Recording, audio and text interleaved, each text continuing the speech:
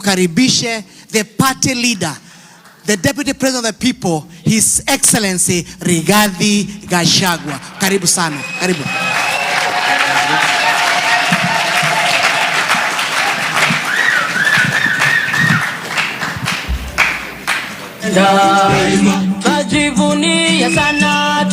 Thank you.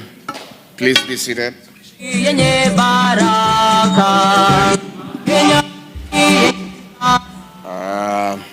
Dallas way. Dallas way. Good people, God is good. And all the time. Nisalimieni hayo. Bwana Yesu asifiwe. Bwana Yesu asifiwe tena. Hi bros. Hi sis. Hi cousins. Hi shemeji.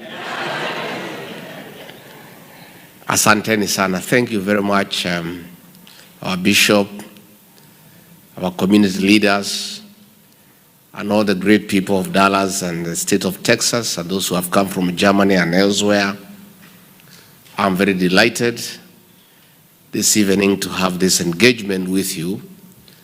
I've sat here and listened to what the community leaders say, from her worship, the mayor, to the community leaders, and I'm very happy. My engagement in the United States of America are serious consultative engagements, and I did not come to the state to have praise and worship choir. Because if I did want praise and worship, I have it in my church back home. We came here to engage meaningfully.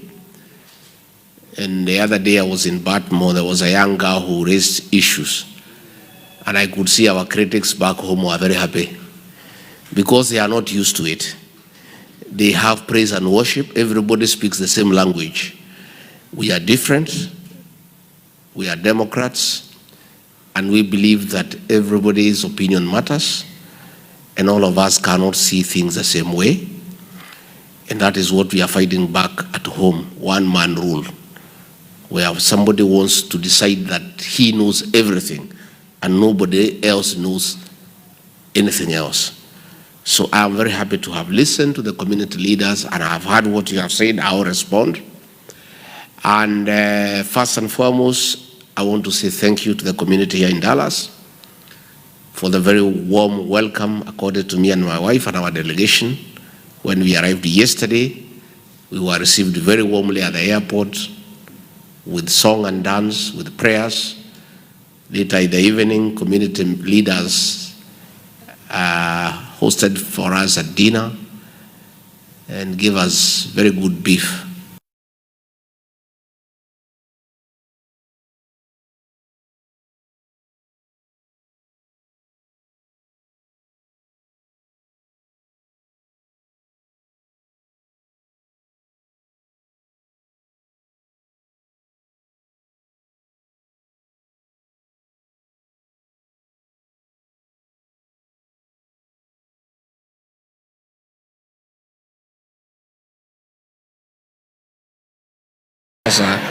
Sasa nakuja hapo nakaribishwa na wamama na nyimbo, tunakula nyama, tunakaa vizuri.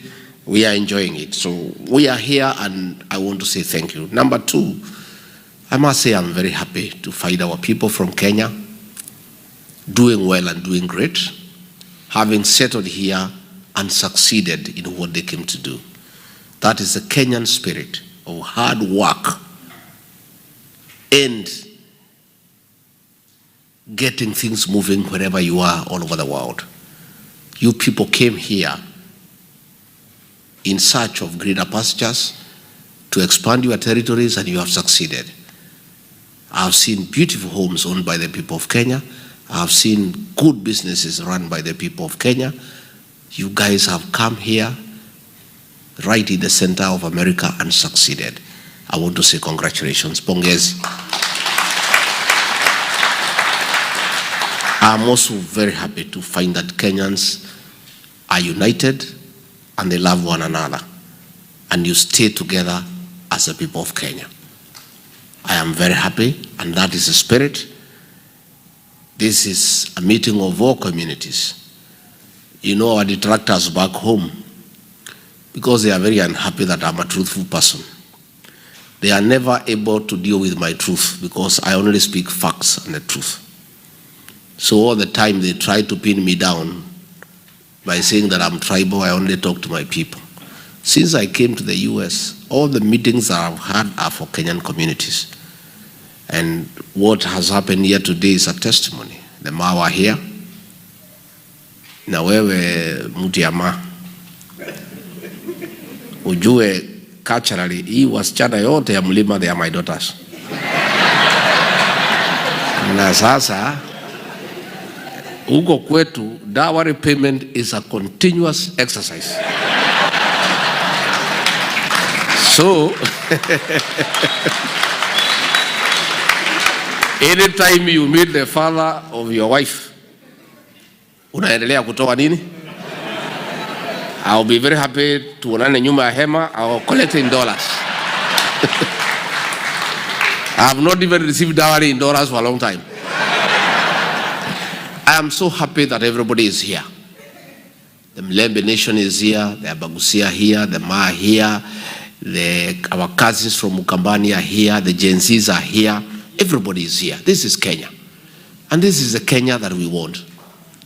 And let me tell you, the people who try to talk about tribalism is they want to run away from the issues of the day.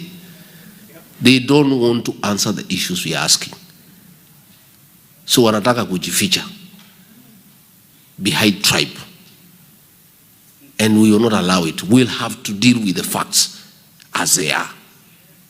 I've just listened to the lady from Germany crying here about the nephew. William Ruto cannot run away from that fact that he has killed our young children and he has shamelessly, publicly given an order that people should be shot in the leg. Those are facts. He cannot hide behind tribalism and his community. Nobody from the Kalenjin community has killed our children. That community is innocent and nobody can blame the community. It's a person known by name.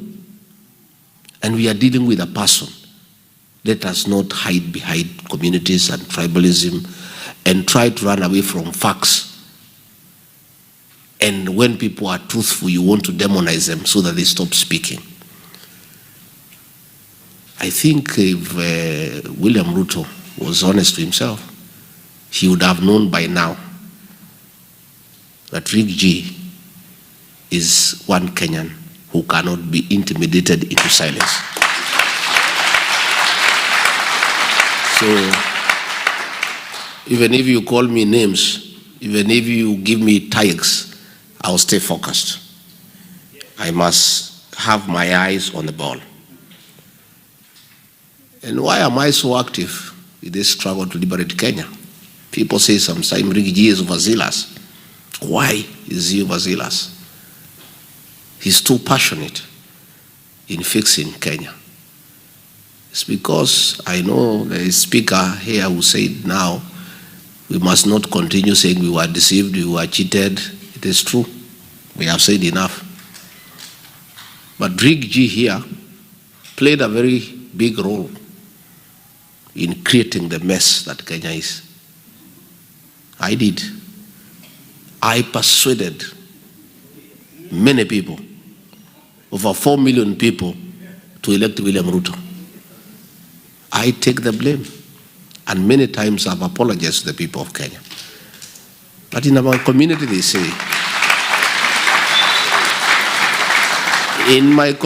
say, making a mistake is not very bad. What is very bad is repeating it.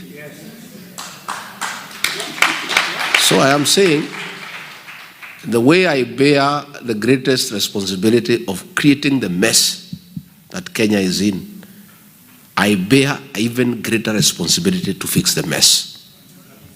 It's only fair. It's only fair to the people of Kenya that the people who played a great role in creating this mess must play even a greater role to fix the mess. So I have a duty, I have a calling, I'm a man on a mission. We must fix Kenya for posterity, for our children. So what brings me to America? I've come to America because the Kenyans who live here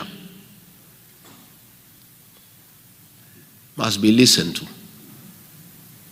I've come to listen to the people of Kenya, and that's what I'm doing. And I've listened quite a bit.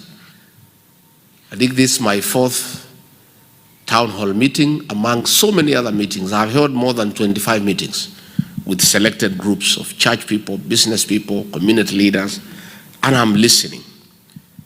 And from what I have heard so far, Kenyans in the US are restless. They are afraid. They are concerned.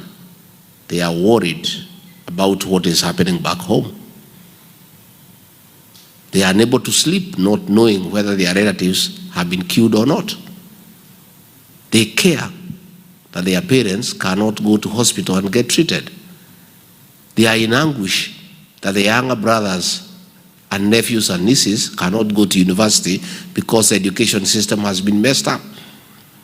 The Kenyan people living here are part and parcel of the Kenyan nation. And when Kenya ails, they feel it. And more than anybody else, the people living here are feeling the effects of economic mismanagement in Kenya. Because you people work very hard. And since you are good people, you take part of your savings back home to help the people you left behind. True or false? So when the economy is not doing well, you know, the shopping you are doing for your mother 3 years ago before William Ruto took over for 20,000, today, for similar shopping, you need 50,000. True or false? So Kenyans living here are serious stakeholders of the Kenyan happenings.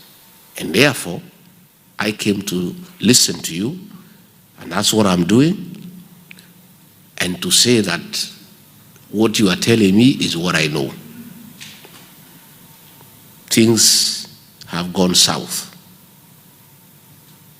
When we went to elections in 2022, we had a lot of hope. William Ruto had given a lot of promises to the Kenyan people, and there was a lot of expectation. But as a speaker has said here, as soon as he took the Bible, all those things, he put them aside and started on a path of destroying the Kenyan nation. And I must tell you, because many people ask me, you are elected as deputy president. Kwa nini si ungevumilia tu, ukae tu umalize? I tried, but it became difficult because I'm a truthful person. And a truthful person and a pathological liar to coexist is also a bit difficult. It's a bit difficult.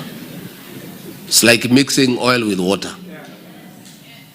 Even if you try to shake, after some time, the water will settle down. Lying to the Kenyan people. We promised that we will put money in their pocket. Instead of putting money in their pocket, we pick the little that they had. We promised people that we will not evict people without giving them alternative accommodation. People are evicted every day. Overtaxation. Corruption. Destruction of institutions. You know what happened as soon as we came in? William Ruto embarked on a scheme to capture the opposition. He looked for Raila Odinga and compromised him. And the old man became a supporter of all the wrong things that are going on in Kenya. He captured parliament, he captured Senate, he destroyed all the institutions of oversight. And then the impunity began in earnest. I was left the only lone voice in Kenya, inside the government, who was saying, no, this is wrong. The finance bill of 2024, I told William Ruto, this is too much. please, Kenyans are crying, they cannot afford it. He says, no, you don't have to do what is popular, you do what is right. I said, boss, if the majority of the people who give us a job think it is not right, how do we insist it is right? He said, hapana, tuendele. And what happens is because nature abhors vacuum. When there was nobody to speak for the people of Kenya except Rigiji alone, nature abhors vacuum. Another body had to come up to speak for the people of Kenya. That's how the Gen Zs came up. Because nature abhors vacuum.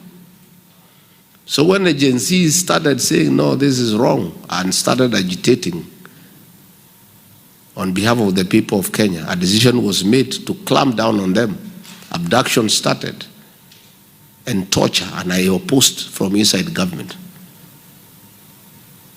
On June 24th, 2024, a security meeting was held, National Security Council, and I was a member. I was excluded because William Ruto knew I would not agree to the decisions that were being made to kill our young people. A decision was made to massacre and butcher children the following day on June 25th. That's how your nephew succumbed to bullet wounds. Children, young ones, were killed like chicken. That evening, the president called a press conference and said they are criminals and they are treasoners and they will be dealt with. The following day, as deputy president, on 26th, I flew to Mombasa and called a press conference and told off William Ruto. You remember? Yes. And from that day, we never saw eye to eye. We never spoke again. We started talking on SMS. He couldn't believe that I could tell him off publicly. And I told him I cannot be part and parcel of a government that kills children. And our relationship became worse and worse. And he told me he'll get rid of me unless I resign. And I told him I'll not resign, get rid of me. He mobilized funds and gave members of parliament and senate to hold me out of office. And I was quite happy because I could not be party to what was going on. In hindsight, today when I look back, I think my being removed from office was a blessing to me and to the people of Kenya.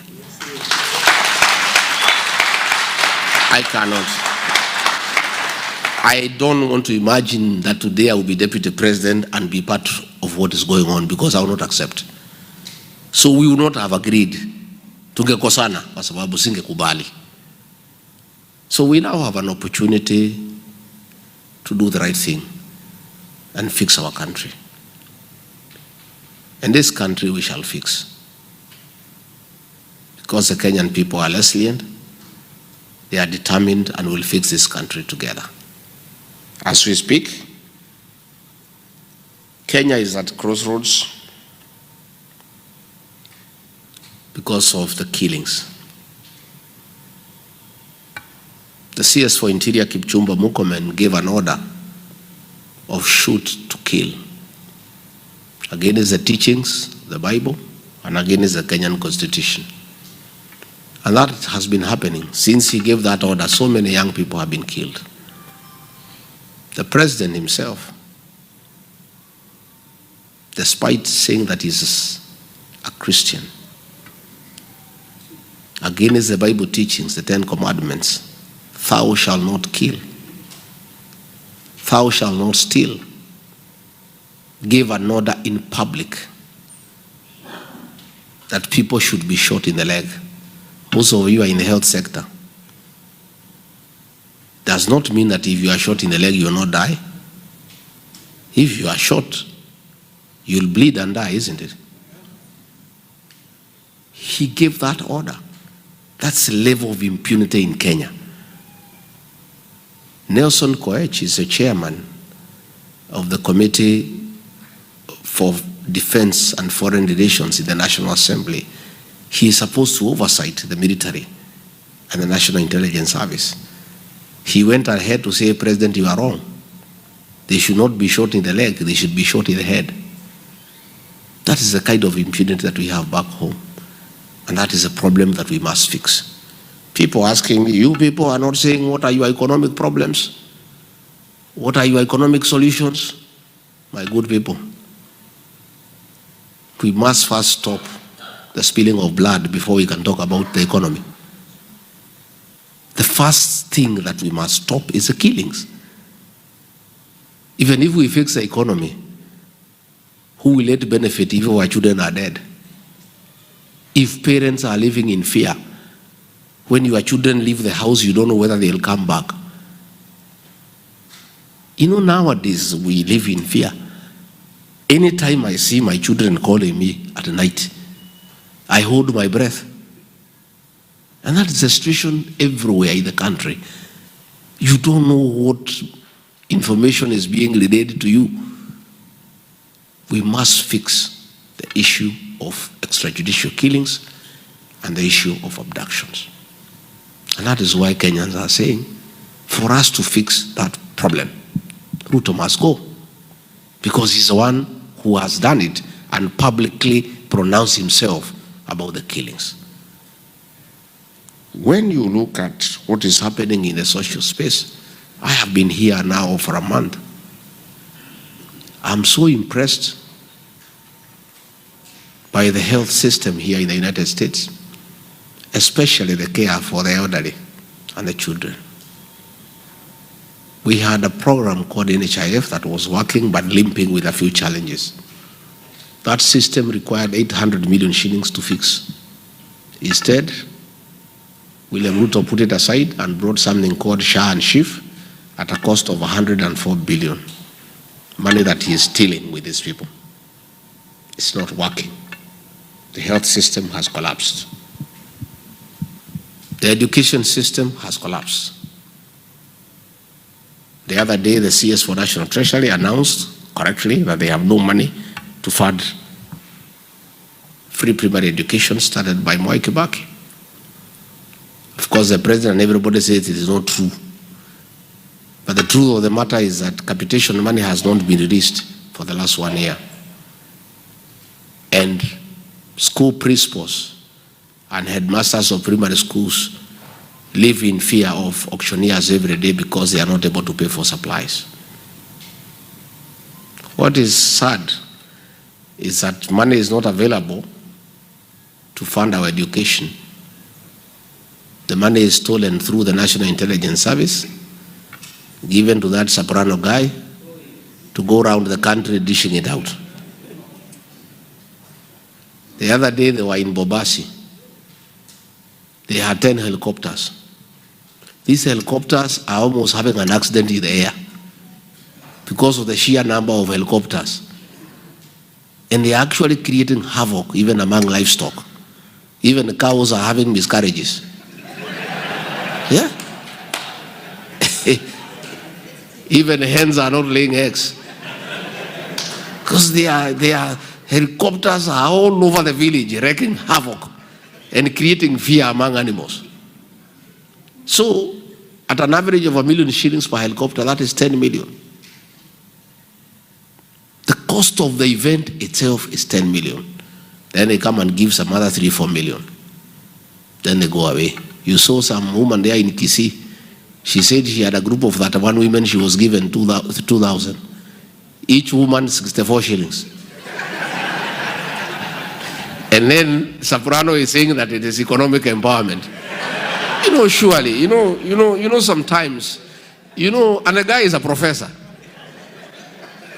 You know, sometimes you look at people, matharau kwa Wakenya.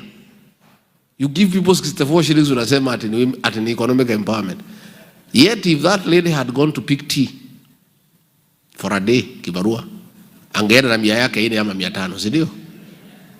And then the women are lined up from 6 a.m. kuibia hawa watu viongozi, singing for them, praising them, clapping. The whole day wanashinda huko jioni, 64 shillings. This is money that was meant for education.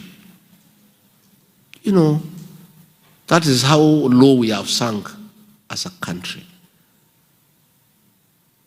Some people have gone to court, say, can Soprano explain the source of this wealth? His salary is known. It's 1 million shillings. He has been deputy president for 10 months. 10 million. So far, he has given 220 million in the last 2 months. Where has this money come from? These are proceeds of corruption. And this is money meant for education. And that's why Kenyans are saying one down. And you cannot blame the people of Kenya. Because all you kuchekelea wa Kenya. You know, you are laughing at the people of Kenya. Their children are at home. They cannot go to school.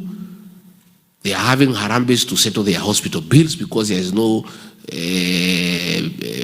drugs in hospital.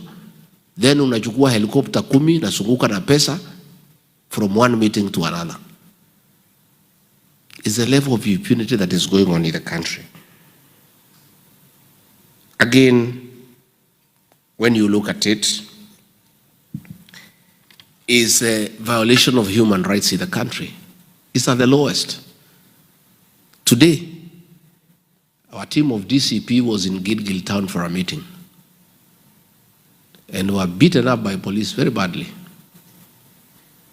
Later on, a border young boy of 21 years was shot in the leg by the police. He's in hospital, struggling for his life. William Ruto has decided that nobody can tell him no, nobody can challenge him, and if you challenge him, you must die or get injured and go to hospital, as he said.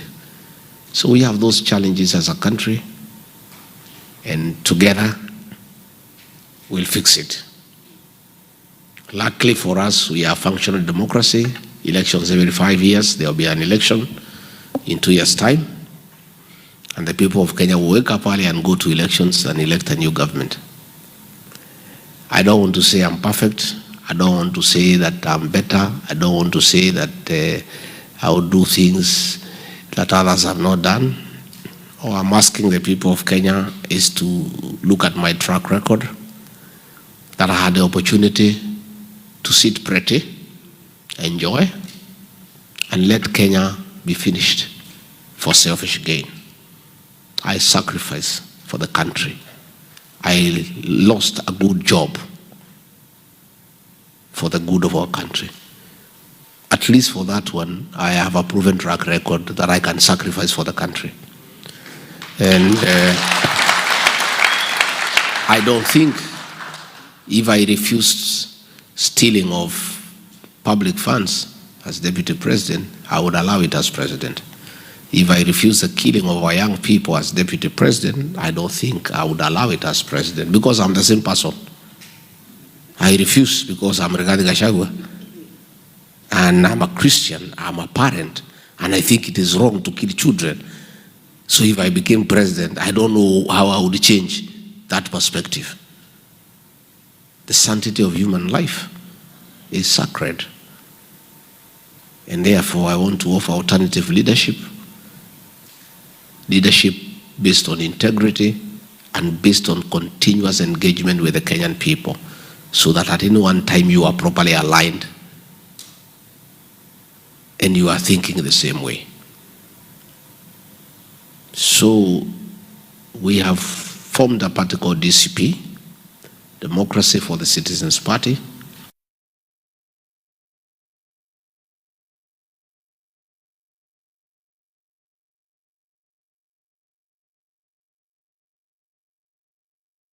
Them, because I don't think in his view they pose any threat to him.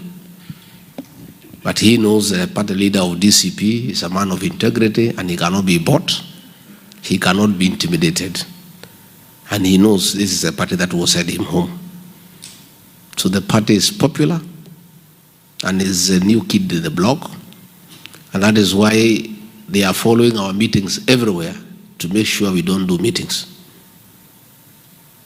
But when I leave here later in the month, I'll do very serious meetings. If they want to stop them, no problem. Tutangangana na hawa. Because if we buy fear and get intimidated and stop doing what we must do, our people will suffer. Our party is a national party, and it has support across the country. The deputy party leader, Cleophas Malala, is from Kakamega County. The national chairperson is from Kajiado. I have two deputy chairpersons. One is from Kiambu, the other one is from Kisumu. The deputy secretary general, Ole Kamwaro, is from Narok. The national treasurer, Mwikali, is from Machakos. The assistant national treasurer, Mwita, is from Kuria in Migori. The secretary general, Hezron Obanga, is from Kisii. We are a national party. But because William Ruto ananiona pale, anasema hii ni chama ya mlima. Na hii mlima anaiogopa kwa sababu it is the one that made him president. It gave me 47% of the entire vote. Na hiyo imeondoka. So he is very thin na anajua. So he is struggling. So we have a very serious national party, and this party will drive change in our country. I want to ask you to support that.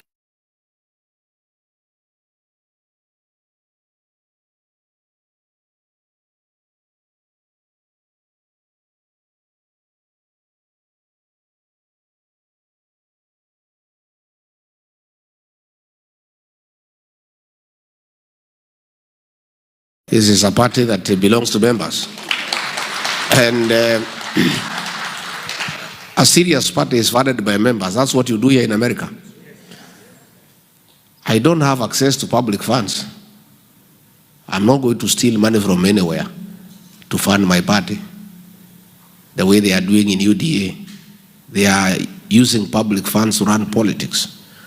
Our party will be funded by members. And that is why if members fund our party, nobody can engage in corruption baadaye ati arudishe pesa yake. So far we have a lot of support in Kenya, and we are asking people here to support our party, those who become members and believe in the party. That's the way parties are run all over the world. I saw one of the advisors of William Ruto, that standard 3 dropout, trying to advise you on how to spend your money. Now, where Ruto has standard 3, can you advise these diaspora people on how to spend their money? you know, because he advises William Ruto, who is a PhD holder, anafikiria he can advise anybody in the world. And he was talking in a very derogatory manner about what you do here, isn't it? So we endelea to advise William Ruto, and through your advice, the country is in a hole. Advisors ya William Ruto ni wawili, moja ya standard 6, moja ya standard 3. Do you need any other explanation why we are in a hole?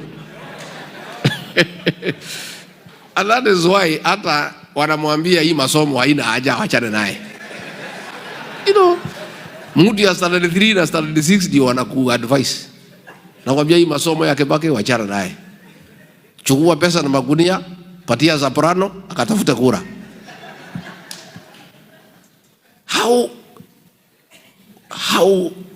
How do you explain where we are as a country? Is that kind of advice? When somebody decides that you advise us, ni mtu ya standard 3 and standard 6. Ati hawa ndio wanakuambia how to run a country. And that is why mimi nilikataa hiyo maneno. Hiyo mtu ya standard 6 alijaribu kuniambia how to run my office. Nikamwambia kwende. Mimi Rigiji, mtu nimesoma. I don't have as many degrees kama William Ruto, yangu ni moja. Lakini mimi mtu yuko na degree moja ya political science. Mtu ya standard 6 to advise me how to run my office. You know, surely, unajua iko madharau ingine ambaye ni mbaya. But it is sad. I must tell you today, frankly, it is sad. Those are the two people who advise William Ruto. Because many times we would have meetings. Tunakubaliana hii na hii na hii na hii. hiyo mtu ya 36 ananitafuta. Niambia hiyo maneno mnaambia rais wachana nayo, haitawezekana. Ile itafanyika ni hii. After 3-4 days, ile mtu ya 36 alisema inatangazwa. And that is how we have lost our country. So we must fix that problem. And let me tell the members of the Kenyan community, nobody has anything against your community. You are a very honorable community. And nobody should ask the community to carry the failures of William Ruto. William Ruto has failed as a person. And I want to discourage anybody from attacking that community for the failures of William Ruto. President Daniel Arap Moi was a Kenyan leader. He never killed children. Indeed, he loved children genuinely. President Daniel Arap Moi, a Kenyan, has left a legacy on matters education. Despite not having been very educated, he built schools and he did a lot for education. So let nobody hide at William Ruto anapingwa na watu ya Kenya because he's a Kenyan. No, that is not true. He has failed as a person. Abebe msalaba yake kama William Kipchirchir Ruto. The Kenyan community is innocent and is crying as much as other Kenyans. Wanalia kama Wakenya wengine. Juzi, they own some land there in Narok, the Kipsigis community. Waliwawa, 7 of them. Na hiyo shamba, William Ruto ndio amechukua. He never even sent condolences to the people who died. Our Kipsigis waliwawa. So let us be very careful to define who our problem is. And our problem is not any community, our problem is a person. We need to fix that one. Finally, diaspora. You great guys. Mimi nimekuja tupangane mapema. Because I am not very clever, but I'm not a fool. Niko tu hapo katikati 50%.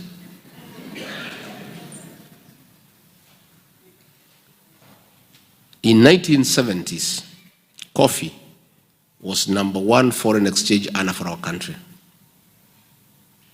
In 1980s, tea took over from coffee. Tea was #1 foreign exchange earner for our country. In the early 90s, tourism took over as #1 foreign exchange earner. From the year 2000, the three were overtaken. Today, as we speak, #1 foreign exchange earner for our country, Kenya, are remittances from the diaspora. You guys are a serious player in Kenya's economic development. All the money that we get for paying public debt ni ile mnatuma nyumbani. All the money for imports ni ile mnatuma nyumbani. Money to run our embassies is the money that you said. Those of us who rear some dairy cows, a dairy cow, for you to get milk from it, you must look after it very well. You give it hay, you give it dairy meal, you give it Lusan, you whistle so that isikie mzuri ikikamuliwa. Nowadays tunaipatia mpaka mattress ya kulalia isisikie baridi. And some people have even gone a step further. You play for it country music, Ken Rogers and Don Williams, so that they can give you milk. You guys are the dairy cow for the Kenyan economy. We must look after you for you to continue contributing positively to the Kenyan economy. Any serious government that knows what it's doing of course, one that is not advised by a standard 3 and standard 6 dropout, must seriously engage diaspora. We must agree with you people how you play an even bigger role in the development of our economy. But it must be when you are satisfied that your money is safe, and your parents and children are safe at home, and your investments are safe. We want an engagement the way my in-law from Nema has said, where we come up with a diaspora bond, and in fact we can go a step further. You guys have the necessary resources and expertise to start and run a very big and successful diaspora bank home with the branches across the world. And this is something we must do. You guys have the very sufficient resources. We create a system, you develop a bank, you run it yourselves, you have experts, and put your money there. And then we agree what incentives do we give to the diaspora people. If interest rate where they come from is at 11, you give them maybe 2 points higher or something. We also must agree on investment programs. Yesterday I was with a lady who was selling coffee here. Our coffee is the best in the world. Our tea is the best in the world. We want to encourage you people to have a partnership with us to get that coffee and that tea and those avocados and sell them where you are and make some little profit and pay our farmers well. We are talking about job creation. How would we create jobs unless we start manufacturing back home? We must interest the diaspora people, instead of importing steel and cement from China, to come and start those factories at home and create employment and enhance our tax bracket. In fact, the area of cooperation between government and diaspora is so huge. Actually, you don't need to go borrowing money from other countries. The money here is sufficient to sustain our economy, but only when the owners of the money are satisfied that the money is safe and they have good incentives to bring back money home. At the end of it all, east or west? So I want to start an engagement, and these are the networks now we are creating. I agree, promises were made that we will open 5 consulates in the US.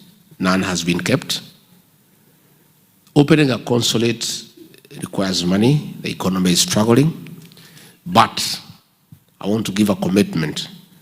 We may not be able to open 5, but we can do it progressively. We start with the 2. And I agree, by the sheer size of population in Texas and the strength of the economy of this state, you deserve the first priority in establishment of a consulate. I want to give that commitment, and you test me on that one, because it's so easy for me to fulfill. It doesn't require much, it only requires good manners. Si ndio? Si watu wakikubaliana kitu wamekubaliana. We'll start a consulate. Because when I look at the size of the economy here and the opportunities for business for Kenya and how we can attract foreign investment back home from Texas, it only makes sense to have a consulate here with the trade attaches so that we can enhance our commercial cooperation with the people of the state. Again, we have consular services for the Kenyans here, for IDs, passport, marriage, and everything. And of course, we are going to push IBC to open a station here because of the sheer numbers. Yeah? So that you people can be part of the Kenyan nation and you decide on how you want to be governed. Again, I agree. That is something we had agreed with William Ruto, akaruka. Tulikuwa tumekubaliana na watu ya diaspora ya kwamba you guys have the necessary qualifications, experience, expertise, and motivation to be part of the embassy staff running our embassies across the world. Because you understand the countries where you are. If you have been here for 30, 35 years, hakuna kona hapa ujui, vile tutakaa na hii wazungu, vile tutawabebeleza walete investment Kenya. Isn't it? You know what Kenyans need. You know what they want to do. So I want also to give that commitment that at the level of the deputy head of mission and the officers in charge of diaspora and other staff in the embassies, we must and we shall deliberately consider and recruit people from the diaspora to help us run our missions. Again, we shall have mobile consular services. Where we are not able to have a consulate, we have a mobile consular services. Wanaenda one state, wanakaa huko mwezi 3, wanapeana vitambulisho, passport, birth certificate, marriage certificate, alafu wanahama, si ndio? That is something that is doable. It's something we're gonna do so that we make it less expensive for you to go to Washington in search of documents when it's not necessary. Again, in the spirit of devolution, we take the government to where the people are. Don't take the people to government. Sindio? Yeah, we take the people, the government to where the people are. So there are various issues that we shall agree on. Madam Mayor, tutakubaliana. And we'll engage everybody in the diaspora. And I'm happy the way you are here today. Muketi, mupange, mutuambie, mnataka tufanye namna gani. Na nitarudi tena. Mnataka nirudi? I'll come back. Na hata Mungu akitusaidia tupate serikali, tutakuja kusema asante. Najua kwa Biblia kwa wale 10 waliponywa, mmoja alifanya nini? Mimi nitakuwa huyo mmoja. I'll come to say yes. I agree the issues of alcoholism and drug abuse is a problem in Kenya, even here. You know, when I was in office with Pastor Dorcas, we did a lot of work to deal with alcoholism and drug abuse. And we succeeded to a very great extent to do away with illicit brews and deal with the bangi and other hard drugs. Ruto using soprano sabotage that program. Alcohol is back. Sasa nimeona minister anajaribu kusema tufanye hii, tutegereze hii sheria nini. We have sufficient laws in Kenya. What is lacking is a goodwill for enforcement, and we are suffering as a country. Our young people are in trouble. The boy child is in trouble. And when we form the next administration, I want to give a commitment that those are issues we'll address them very, very comprehensively. Again, the issues of land. In the Maa region, there's a lot of land grabbing, communal land. These are issues we're going to address. Finally, ndio tupate maswali 2-3. I want to assure you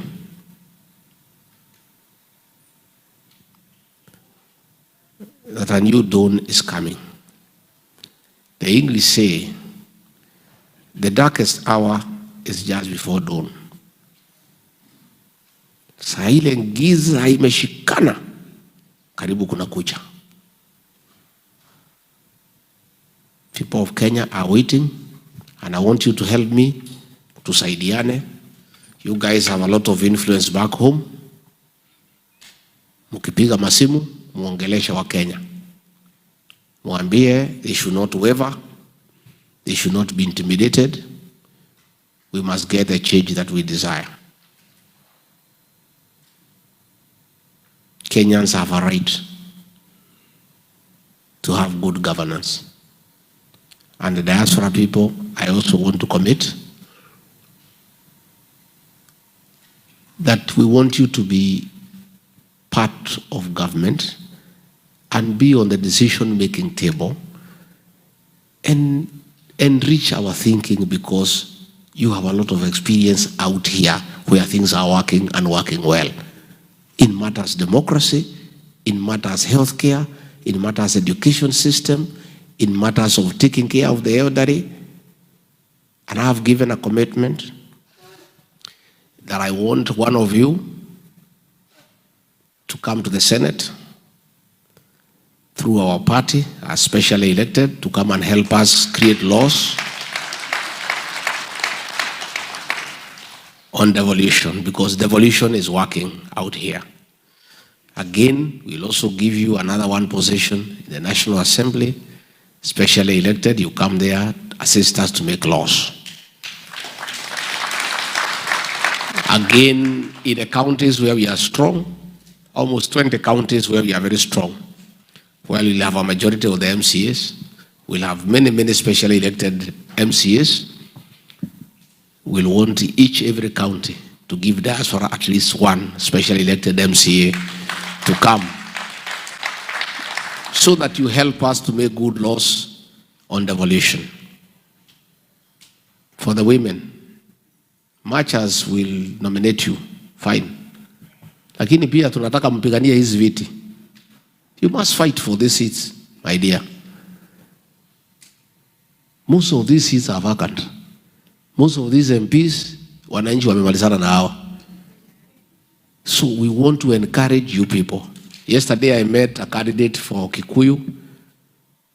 Anataka kuenda kutoa Kimani Ichung'wa. Huyu. Yeah? It's a Texas guy. Yeah? Kuja utoe hiyo jamaa, mmesumbua watu sana. I met a candidate for Thika Town. Yeah? That seat is vacant. The one who is there now is called Nyakanga. So where kuja? I met a candidate for Kinangop. That seat is vacant. Yeah? Of course, the chairman here, Kiambu Town, it is vacant. Bobasi, hapo ndege zilikuwa zinaleta shida. For Bobasi, I met also a senator for Garissa, Ahmed. I don't know whether he has come today. So, where are the women from Texas? Yeah? Munangoja nini?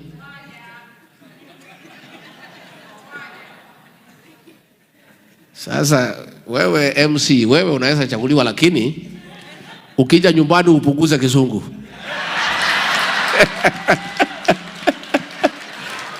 Si ndio? Apunguze asipunguze. Hey! Ameongea hapo mpaka nimepotea. But we need such people also in parliament. Kugangana na ile watu ya ODM. Si ndio? Yeah, huyu. Yeah. This one I can specially elect kuja huko. Angangana na hii watu na ile kimombo. Because we also need some tough fellows. Si ndio? Nataka wakina mama wengine mang'aa huko kidogo. So, women, peace, please. Fight for your space. Nobody will come for you at home to come and lead them. Come out. And our society now has accepted that women and men are the same. We've got great women leaders in Kenya. Please, I want to encourage you within DCP. We'll give you an opportunity to come and fight for these seats. You know? Tuko na viti mingi sana. Kuna ile ya women rep, ya Murang'a is vacant. Ya Nyandarua is vacant. Nairobi is vacant. Kajiado is vacant. Narok is vacant. Kiambu is double vacant. Yeah. Nyeri is vacant. You know, you people, akina mama, nyinyi muko hapa na muko na dollars kidogo ya kuweka billboard nini na kupaka marangi mzuri na kukaa vizuri, mkuja pale, you know, you come piga picha hapo, come and meet women and talk. Go to Citizen and give your vision. Let people listen to you and listen to the brains that you have. And we have great women who can make great leaders. And I'm a very strong defender of women leadership, you know. And mukuje tafadhali. We'll give you several for specially elected, but zingine tunataka mpiganie mkuje mpate hizo viti. So mimi nimeshukuru. I think I have tackled most of the things that had been raised.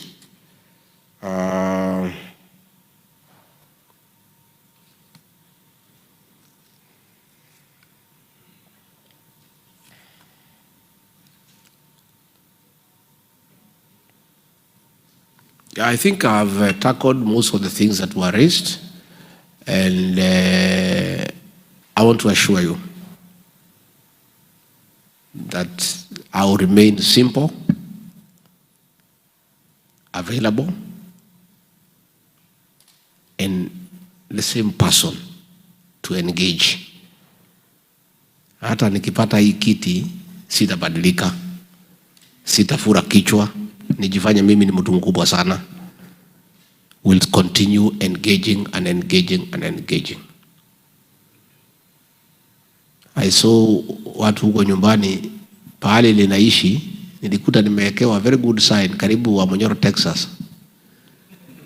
Sasa pale nyumbani nasema huyu Rigiji inaonekana amenunua ranch Texas. See, it's a good prayer. It's a very good prayer. Muniombe nipate pesa, nikuje ninunue shamba hapa, nikuwe nikija kutembelea nyinyi. That prayer will be answered. It's a good prayer. So mimi nimeshukuru sana. I think we can take one or two questions so that